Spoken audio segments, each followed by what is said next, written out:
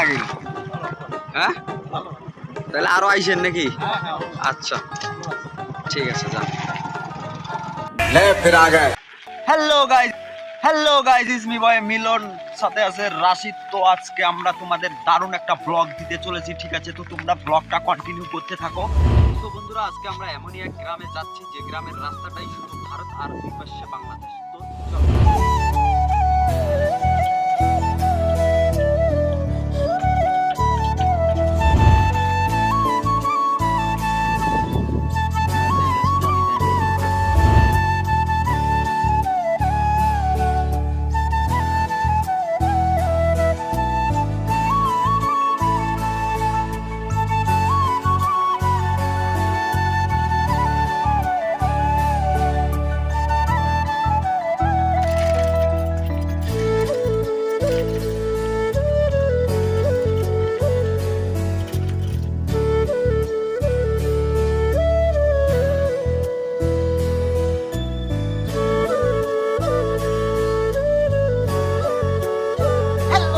আমরা চলে আসছি সেই আকাঙ্ক্ষিত বর্ডারে। তো দেখতে পাচ্ছ এই রাস্তাটাই শুধুই ভারত, আর যে দুই পাশে দেখছো, এই পাশে আর এই পাশে, এই দুই পাশ বাংলাদেশ। তো সামনে দেখতে পাচ্ছ একটা বাংলাদেশ মানে সীমান্ত।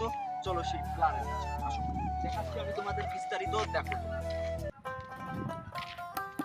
চলো এখন আমরা সেই পিলারের কাছে যাই, পিলারের কাছে গিয়ে তোমাদের বিস্তারিত বলছি। তো দেখতে পাচ্ছ এই হলো সেই ইন্ডিয়া বাংলাদেশ পিলার, ঠিক আছে?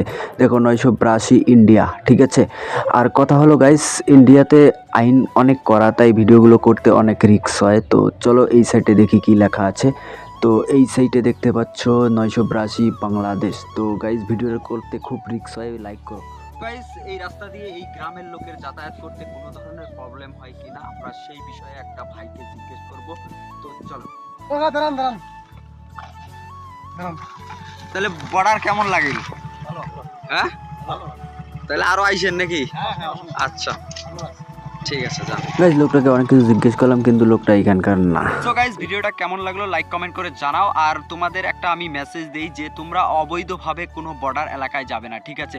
বৈধভাবে যাওয়ার চেষ্টা করবে যে কোনো বর্ডারে, ঠিক আছে? যে কোনো দেশেরই আইন কানুন সিস্টেম থাকে, ঠিক আছে? তো এই পর্যন্ত ভিডিওটা লাইক কমেন্ট শেয়ার এবং সাবস্ক্রাইব করো নতুন চ্যানেল। বাই, আবার দেখা হচ্ছে নেক্সট ব্লগে। টাটা টাটা কর।